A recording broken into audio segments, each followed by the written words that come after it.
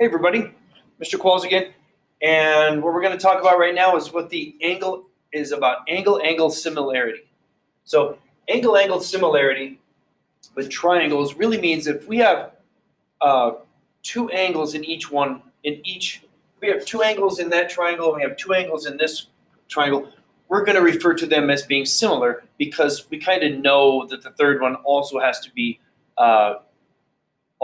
equal, okay? We don't have to take it that far. We don't have to say that triangles are similar when all three angles are the same because it only takes two. And then the third one, it just falls, it has to be, okay? So sometimes in math, we have these ideas that don't go as far as others like to explain things because we just don't need to, because logically, the argument's already been made. And that's really what this is about. It's angle similarity postulate. And the angle similarity postulate, a postulate isn't something that needs to be proven. It's just something that kind of makes sense, enough sense that we don't have to prove it. We're just going to accept it. The idea here is that there has to be 180 degrees inside each of the triangles. And we all know that. Everybody that's watching this video right now has watched the little thing where I cut. You've either been in class with me and you've made a triangle and you've taken the three angles and you put it on a straight line and it has been 180 degrees when you put the three of them together, or you have watched the video where I did that. We all know that 180 degrees is what the kind of like the common idea behind all of these triangles. And we know that if I have angle A, angle B, and angle C, and I sum them or total them, it's going to be 180 degrees. If I total the three on triangle DEF, it's going to be 180 degrees. Okay? So here's how this works.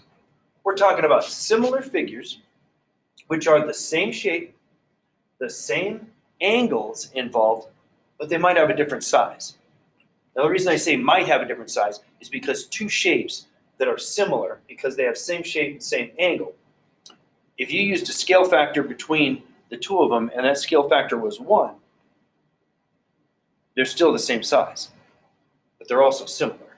They're also congruent, but they're still similar, right? So what we do here is we want to figure out, this is lesson 11-3 for angle similarity, where we're going to try to figure out, are these two triangles similar? Well, I've drawn them pretty closely to exactly the same, but how do we know if they're similar? Well, we need at least two angles that are the same in each one in order to say these are similar. So I have two angles here and two here. Well, I don't know that they have two in common because there's 100. They have one in common, 45, but I need to know what this one is over here. And what we were doing earlier, using the angle sum theorem, the triangle sum theorem, we had the measure of angle A plus the measure of angle B plus the measure of angle C, and that had to equal 180. What we're going to do here real quick, well, I should have marked those measure of angle and measure of angle and measure of angle, so sorry, forgive me please. So 45 was this one, and then B was 100, plus C, which is X, and then 180. Well, 45 plus 100 is 145 plus X equals 180. So we're going to subtract 145 from each side. This is my zero pair. X equals 35. Well, does this help? Does this help? Well, that means that this is 35. Hey, that one's got a 35 over there. So it doesn't match this one necessarily, off the bat, but there's 100, there's a 35 and a 35. These are similar. Now, if you want to go the other direction and want to go farther with that, we're going to figure out that this is also a 45. So all we needed was two angles to prove it, and the third one's going to be equal anyway. But all we need to do is two angles to prove that they're similar, right? Even though we know the third one's going to fall into line as well, right? So I'm going to erase this. If I can find my eraser, there it is. Erase this. I shouldn't have erased the D. That's all right. Erase this and this and this. Oh, let's get rid of the letters. Why not? I don't even know if I'm going to need them for the next problem. So we'll look here. Just kind of ad-lib stuff as we go. So let's say there's another. So here's another problem. Explain whether these are similar. And we've got 58 and 70. So let's say we've got a 58 over here and a 70. And then on this one, we have a 70 and a 49. 70 and a 49. Now, are these similar? Well, we should use the idea of angle-angle similarity. We need two of them, two angles that are similar or the same in each triangle in order to say that these are similar to each other. So what we're going to have to do is figure out what the third angle in one of them is. So I'm just going to pick this one. I'm going to say 70 plus 58 plus x is 180. I'm going to put these together, combine my like terms. 128 plus x is 180. Then subtract 128 from each side. 0, my x. This is going to be 52. Oh, does that work? 52. Well, it says 70, 58. 50. It does not. Does not work. Let's make sure that I did that right. 52 plus 58 is 110, plus 70 is 180. And then this other one, this is not going to be 52, and 52 wasn't that, so these are not similar because they do not have two that are in common. The 49 needed to match over here in order for it to be similar, right? So first example I showed you, they were similar. Second I showed you, did not work because only one of them was in each of the triangles. They shared the 70-degree angle, but not the others, okay? So I'm going to go into example. Oh, here's a really cool problem. This is actually how I solve, and I know this sounds silly, but this is how I solve the problem at home when I want to know how tall my trees are. I keep track of how tall the trees in my yard on my property are because we have covenants and they have to be a certain height and all that. And so I just keep track of it. But this is how you keep track of these kinds of things. So on example 2 on page 363, there's this young lady over here with a racket over her head. She's playing tennis. And she's got this idea. There's a line going this way, a line going this way. Oh, that one went pretty well. And then she's got the net down here, I believe. And it says, while playing tennis, or it's a young man, excuse me, Matt is 12 meters from the net, which is 0.9 meters high.